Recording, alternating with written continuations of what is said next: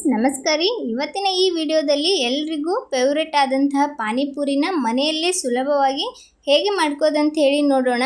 ಸಂಜೆ ಆದರೆ ಸಾಕು ಏನಾದರೂ ತಿನ್ನಬೇಕನ್ಸುತ್ತೆ. ಅದರಲ್ಲಿ ಮೊದಲು ನೆನಪಾಗೋದೇ ಪಾನಿಪುರಿಯನ್ನು ಇಷ್ಟಪಡದೆ ಇರೋರೇ ಇಲ್ಲ. ಸಂಜೆ ಆದರೆ ಸಾಕು ಹೊರಗಡೆ ಹೋಗಿ ಪಾನಿಪುರಿ ತಿಂತಾರೆ. ಇನ್ಮೇಲಿಂದ ಹೊರಗಡೆ ಹೋಗಿ ತಿನ್ನೋ ಬದಲು ಮನೆಯಲ್ಲೇ ಆರೋಗ್ಯಕರವಾಗಿ ಪಾನಿಪುರಿನ ಮಾಡ್ಕೊಳ್ಳಿ.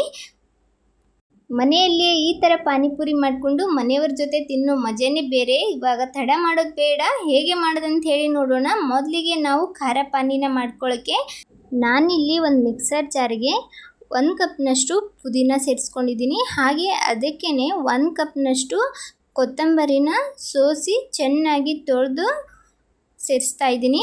ಕೊತ್ತಂಬರಿನ ಈ ಥರ ದಂಟು ಸಮೇತ ಸೇರಿಸ್ಕೊಳ್ಳಿ. ಒಂದು ಸ್ವಲ್ಪ ದಂಟನ್ನು ಅಷ್ಟೇ ಇಡಿ. ಅದಕ್ಕೆ ಒಂದು 4-5 ಕರಿಮೆಣಸನ್ನು ಹಾಕ್ಕೊಂಡಿದ್ದೀನಿ. ಇದು ಆಪ್ಷನಲ್ಲ, ಇಷ್ಟ ಆದರೆ ಹಾಕ್ಕೊಳ್ಳಿ, ಇಲ್ಲಾಂದರೆ ಬೇಡ. ಇದಕ್ಕೇ 1 ಇಂಚಷ್ಟು ಶುಂಠಿನ ಹಾಕ್ಕೊಂಡಿದ್ದೀನಿ.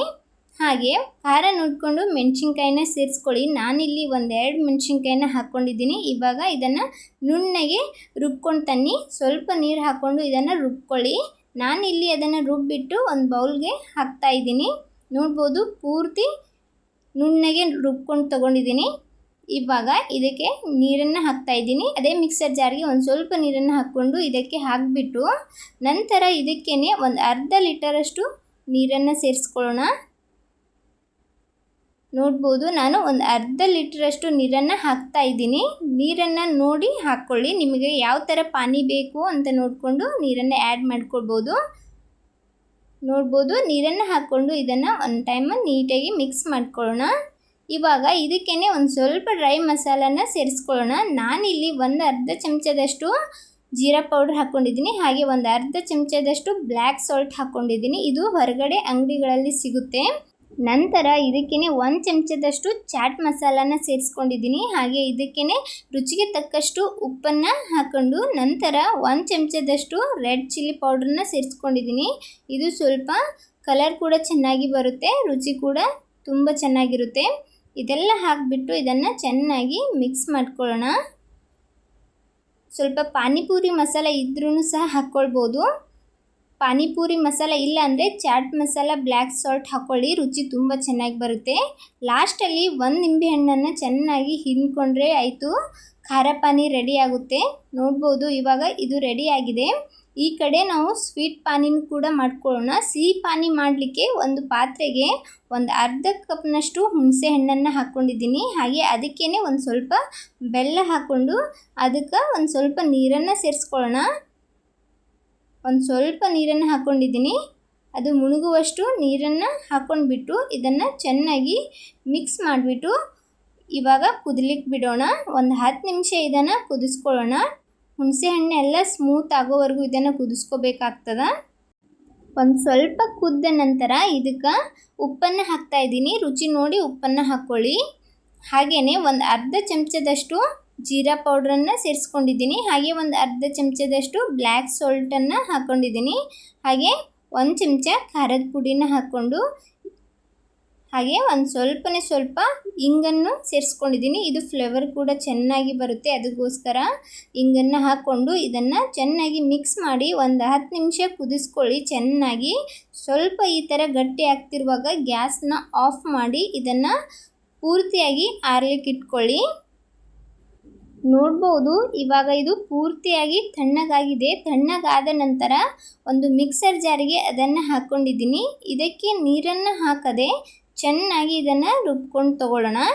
ನೋಡ್ಬೋದು, ಇಲ್ಲಿ ನಾನು ಚೆನ್ನಾಗಿ ಇದನ್ನು ಈ ಥರ ಗ್ರೈಂಡ್ ಮಾಡ್ಕೊಂಡಿದ್ದೀನಿ. ಇದನ್ನು ಫ್ರಿಜ್ನಲ್ಲಿ ಸ್ಟೋರ್ ಮಾಡಿ ಇಟ್ಕೋಬೋದು ನಾವು. ನಮಗೆ ಸ್ವೀಟ್ ಪಾನಿ ಬೇಕನ್ನಿಸ್ದಾಗ ಒಂದು 2-3 ಚಮಚದಷ್ಟು ಈ ಪೇಸ್ಟನ್ನು ಹಾಕ್ಕೊಂಡು ಅದಕ್ಕೆ ನೀರು ಹಾಕ್ಕೊಂಡ್ರೆ ಸಾಕು, ಸ್ವೀಟ್ ಪಾನಿ ರೆಡಿ ಆಗುತ್ತೆ. ನಾನಿಲ್ಲಿ ಒಂದು ಪಾತ್ರೆಗೆ ಎಷ್ಟು ಪಾನಿ ಬೇಕು ನೋಡಿಕೊಂಡು ಅಷ್ಟು ಈ ಪೇಸ್ಟನ್ನು ಸೇರಿಸ್ತಾ ಇದ್ದೀನಿ. ಒಂದು 2 ಚಮಚದಷ್ಟು ಮಾಡಿರುವಂಥ ಪೇಸ್ಟನ್ನು ಹಾಕ್ಕೊಂಡ್ಬಿಟ್ಟು ಅದಕ್ಕೇ ಒಂದು ಸ್ವಲ್ಪ ನೀರನ್ನು ಹಾಕ್ಕೊಂಡಿದ್ದೀನಿ. ನೀರನ್ನು ಹಾಕ್ಕೊಂಡು ಇದನ್ನು ಚೆನ್ನಾಗಿ ಮಿಕ್ಸ್ ಮಾಡ್ಕೊಳ್ಳಿ. ಚೆನ್ನಾಗಿ ನೀರಿನೊಂದಿಗೆ ಕಲಿಬೇಕು, ಅಲ್ಲಿವರೆಗೂ ಇದನ್ನು ಚೆನ್ನಾಗಿ ಮಿಕ್ಸ್ ಮಾಡಿಕೊಂಡು ಸೋಸ್ಕೋಬೇಕು ಅನ್ನಿಸಿದರೆ ಸೋಸ್ಕೊಳ್ಬೋದು. ನಾನಿಲ್ಲಿ ಸೋಸ್ಲಿಕ್ಕೆ ಹೋಗಿಲ್ಲ. ಹಾಗೆಯೇ ಇದನ್ನು ತೊಗೊಂಡಿದ್ದೀನಿ. ಅದಕ್ಕೇ ಒಂದು ಸ್ವಲ್ಪ ಉಪ್ಪನ್ನು ಸೇರಿಸ್ಕೊಂಡಿದ್ದೀನಿ. ನೀರಿನಲ್ಲಿ ಸೇರಿಸ್ಮೇಲೆ ಉಪ್ಪು ಖಾರ ಕಡಿಮೆ ಅನಿಸಿದ್ರೆ ಒಂದು ಸ್ವಲ್ಪ ಉಪ್ಪು ಖಾರನ ಹಾಕ್ಕೊಳ್ಬೋದು. ನಾನಿಲ್ಲಿ ಒಂದು ಸ್ವಲ್ಪ ಉಪ್ಪು ಹಾಗೆ ಖಾರನ ಹಾಕ್ಕೊಂಡು ಇದನ್ನು ಚೆನ್ನಾಗಿ ಮಿಕ್ಸ್ ಮಾಡ್ತಾಯಿದ್ದೀನಿ. ಈ ಥರ ಚೆನ್ನಾಗಿ ಮಿಕ್ಸ್ ಮಾಡಿದ್ರೆ ಆಯಿತು, ನಮ್ಮ ಪಾನಿ ರೆಡಿ ಆಗ್ತದೆ. ಸಿಹಿ ಪಾನಿ ಕೂಡ ರೆಡಿಯಾಗಿದೆ, ಖಾರ ಪಾನಿನೂ ರೆಡಿಯಾಗಿದೆ. ಇವಾಗ ಆಲೂಗಡ್ಡೆನ ಮಾಡ್ಕೊಳ್ಳೋಣ.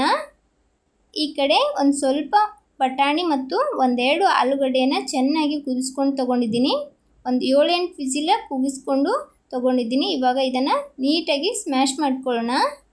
ನಾನಿಲ್ಲಿ ಆಲೂಗಡ್ಡೆ ಮತ್ತು ಬಟಾಣಿನ ಚೆನ್ನಾಗಿ ಸ್ಮ್ಯಾಶ್ ಮಾಡ್ಕೊಂಡಿದ್ದೀನಿ. ಅದಕ್ಕೇ ಒಂದು ಅರ್ಧ ಚಮಚದಷ್ಟು ಬ್ಲ್ಯಾಕ್ ಸಾಲ್ಟನ್ನು ತೊಗೊಂಡಿದ್ದೀನಿ. ಹಾಗೆ ರುಚಿಗೆ ತಕ್ಕಷ್ಟು ಉಪ್ಪನ್ನು ಹಾಕ್ಕೊಂಡು ಹಾಗೆ 1 ಚಮಚದಷ್ಟು ಖಾರದ ಪುಡಿನ ಹಾಕ್ಕೊಂಡಿದ್ದೀನಿ. ಹಾಗೆ 1 ಚಮಚದಷ್ಟು ಚಾಟ್ ಮಸಾಲನ ಹಾಕ್ಕೊಳ್ಳಿ. ರುಚಿ ಕೂಡ ತುಂಬ ಚೆನ್ನಾಗಿರುತ್ತೆ ಈ ಚಾಟ್ ಮಸಾಲ ಹಾಕ್ಕೊಳ್ಳೋದ್ರಿಂದ. ಇದಕ್ಕೇ 1 ಈರುಳ್ಳಿನ ಚಿಕ್ಕದಾಗಿ ಕಟ್ ಮಾಡಿ ಸೇರಿಸ್ಕೊಂಡಿದ್ದೀನಿ. ಹಾಗೆ 1 ಹಸಿಮೆಣಸಿನ್ಕಾಯಿನ ಕಟ್ ಮಾಡಿ ಸೇರಿಸ್ಕೊಂಡಿದ್ದೀನಿ. ಲಾಸ್ಟಲ್ಲಿ ಒಂದು ಸ್ವಲ್ಪ ಕೊತ್ತಂಬರಿನ ಕಟ್ ಮಾಡಿ ಸೇರಿಸ್ಕೊಂಡು ಇದನ್ನು ಚೆನ್ನಾಗಿ ಮಿಕ್ಸ್ ಮಾಡ್ಕೊಳ್ಳೋಣ. ನಿಮಗೇನಾದರೂ ಹಸಿಮೆಣಸಿನ್ಕಾಯಿ ಇಷ್ಟ ಇಲ್ಲ ಅಂದರೆ ಅದನ್ನು ಸ್ಕಿಪ್ ಕೂಡ ಮಾಡ್ಬೋದು. ಖಾರನೂ ಹಾಕಿರ್ತೀರಿ, ಹಸಿಮೆಣಸಿನ್ಕಾಯಿ ಇಷ್ಟ ಇದ್ದರೆ ಹಾಕ್ಕೊಳ್ಳಿ, ಇಲ್ಲಾಂದರೆ ಸ್ಕಿಪ್ ಮಾಡ್ಬೋದು. ಈ ಥರ ಚೆನ್ನಾಗಿ ಮಿಕ್ಸ್ ಮಾಡಿಕೊಂಡ್ರೆ ಆಯಿತು. ಆಲೂಗಡ್ಡೆನೂ ಸಹ ರೆಡಿ ಆಗುತ್ತೆ. ತುಂಬ ಟೇಸ್ಟಿಯಾಗಿರುತ್ತೆ. ಇದೂ ಸಹ ಹೊರಗಡೆ ಇರುತ್ತಲ್ಲ ಅದೇ ಥರ ರುಚಿ ಕೊಡುತ್ತೆ. ಈ ಕಡೆ ನೋಡ್ಬೋದು ಸ್ವೀಟ್ ಪಾನಿನೂ ಸಹ ರೆಡಿಯಾಗಿದೆ. ಸಿಹಿ ಪಾನಿ ಅಂತೀವಲ್ಲ ಅದನ್ನು ಕೂಡ ರೆಡಿಯಾಗಿದೆ. ಪಾನಿಪುರಿನ ನಾನು ಹೊರಗಡೆಯಿಂದ ತಂದಿದ್ದೀನಿ. ಈ ಥರ ಪಾನಿಪುರಿ ಇಲ್ಲ ಅಂದರೆ ಇನ್ಸ್ಟಂಟಾಗಿ ಮಾಡ್ಕೊಳ್ಳೋಂಥ ಪೂರಿ ಇರುತ್ತಲ್ಲ ಅದನ್ನು ಸಹ ನಾವು ಮಾಡ್ಕೊಳ್ಬೋದು. ಇನ್ಸ್ಟಂಟಾಗಿ ಮನೆಯಲ್ಲಿ ಅದನ್ನು ಕರ್ಕೊಂಡ್ರೆ ಆಯಿತು. ಈ ಕಡೆ ಆಲೂಗಡ್ಡೆಯೂ ಸಹ ರೆಡಿಯಾಗಿದೆ. ನಾನಿಲ್ಲಿ 1 ಈರುಳ್ಳಿನ ಚಿಕ್ಕದಾಗಿ ಕಟ್ ಮಾಡಿ ಅದಕ್ಕೆ ಒಂದು ಸ್ವಲ್ಪ ಕೊತ್ತಂಬರಿ, ನೈಲಾನ್ ಸೇವ್ ಬರುತ್ತಲ್ಲ ಅದನ್ನು ಮಿಕ್ಸ್ ಮಾಡಿ ಇಟ್ಕೊಂಡಿದ್ದೀನಿ. ಅದು ಕೂಡ ತುಂಬ ಚೆನ್ನಾಗಿರುತ್ತೆ. ಸ್ಟ್ರೀಟ್ ಕಡೆ ಯಾವ ಥರ ಇರುತ್ತೆ ಅದೇ ಥರ ರುಚಿ ಕೊಡುತ್ತೆ. ಈ ಕಡೆ ಖಾರ ಪಾನಿನೂ ಸಹ ರೆಡಿಯಾಗಿದೆ. ನೋಡ್ಬೋದು, ಇದೆಲ್ಲ ನೋಡ್ತಿದ್ರೆ ಬಾಯಲ್ಲಿ ನೀರು ಉರಿಯೋದಂತೂ ಪಕ್ಕ. ಈ ಥರ ಎಲ್ಲನೂ ಮನೆಯಲ್ಲೇ ಆರೋಗ್ಯಕರವಾಗಿ ಮಾಡಿಕೊಂಡು ಫ್ಯಾಮ್ಲಿ ಜೊತೆ ಕೂತು ತಿನ್ನೋ ಮಜಾನೇ ಬೇರೆ. ನೀವು ಸಹ ಇದೇ ಥರ ಮನೆಯಲ್ಲೇ ಆರೋಗ್ಯಕರವಾಗಿ ಮಾಡ್ಕೊಂಡು ತಿಂದು ನೋಡಿ. ಹಾಗೆ ಮಾಡಿಬಿಟ್ಟು ಟೇಸ್ಟ್ ಹೇಗಿದೆ ಅಂತ ಹೇಳಿ ಕಮೆಂಟ್ ಮಾಡಿ ತಿಳಿಸಿ. ನಾನಿಲ್ಲಿ ಒಂದು ಸ್ವಲ್ಪ ಪೂರಿನ ಒಡೆದ್ಬಿಟ್ಟು ಅದ್ರ ಜೊತೆ ಆಲೂಗಡ್ಡೆನ ಫಿಲ್ ಮಾಡ್ತಾಯಿದ್ದೀನಿ. ಈ ಪಾನಿಪುರಿಯ ಪೂರಿಗಳನ್ನು ಮನೆಯಲ್ಲೇ ಉಬ್ಬಿ ಬರೋ ಹಾಗೆ ಕ್ರಿಸ್ಪಿಯಾಗಿ ಮಾಡ್ಕೊಳ್ಬೋದು. ಲಾಸ್ಟ್ ವಿಡಿಯೋದಲ್ಲಿ ಪೂರಿ ವಿಡಿಯೋನೂ ಸಹ ಹಾಕಿದ್ದೀನಿ, ಅದನ್ನು ಸಹ ಒಮ್ಮೆ ನೋಡ್ಕೊಂಡು ಬನ್ನಿ. ಮನೆಯಲ್ಲೇ ಪಾನಿಪುರಿಯ ಪೂರಿಗಳನ್ನು ಹೇಗೆ ಮಾಡೋದಂತ ಹೇಳಿ ಅದನ್ನು ನೋಡ್ಕೊಂಡು ಬನ್ನಿ. ಇವಾಗ ಎಲ್ಲ ಪೂರಿಗಳಿಗೆ ಒಂದು ಸ್ವಲ್ಪ ಆಲೂಗಡ್ಡೆಯನ್ನು ಫಿಲ್ ಮಾಡಿ ಅದಕ್ಕೇ ಈರುಳ್ಳಿ ಮತ್ತು ಸೇವ್ ಮಿಕ್ಸನ್ನು ಹಾಕ್ತಾಯಿದ್ದೀನಿ. ಈ ಥರ ಈರುಳ್ಳಿ ಮತ್ತು ಸೇವನ್ನ ಹಾಕ್ಕೊಂಡು ತಿಂದು ನೋಡಿ. ಸ್ಟ್ರೀಟ್ ಕಡೆ ಸಿಗುತ್ತಲ್ಲ ಅದೇ ಮಜಾ ನಿಮ್ಗೆ ಸಿಗುತ್ತೆ. ಲಾಸ್ಟಲ್ಲಿ ನಿಮ್ಗೆ ಯಾವ ಪಾನಿ ಇಷ್ಟ ಆಗುತ್ತೋ ಆ ಪಾನಿನ ಹಾಕ್ಕೊಳ್ಳಿ. ನಾನು ರೆಡಿ ಮಾಡಿಟ್ಟಿರುವಂಥ ಎಲ್ಲ ಪೂರಿಗಳಿಗೆ ಒಂದು ಸ್ವಲ್ಪ ಖಾರ ಪಾನಿ ಮತ್ತು ಸಿಹಿ ಪಾನಿನ ಹಾಕ್ತಾಯಿದ್ದೀನಿ.